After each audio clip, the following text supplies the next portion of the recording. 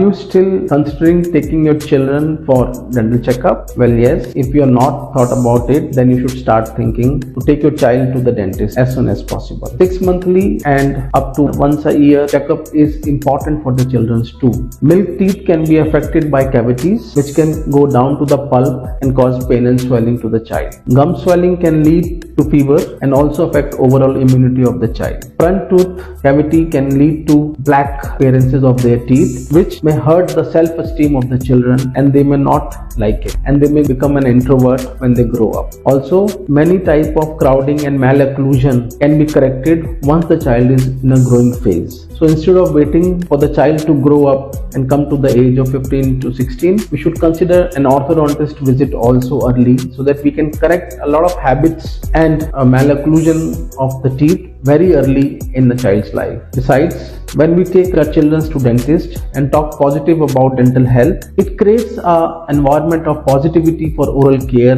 within the mind of the child. So as a parent, you are the teachers to your child oral health. So begin early, take them early and create a positive dental patient for your child. Don't wait, don't neglect. Children oral health is as much important as adult oral health. Thank you.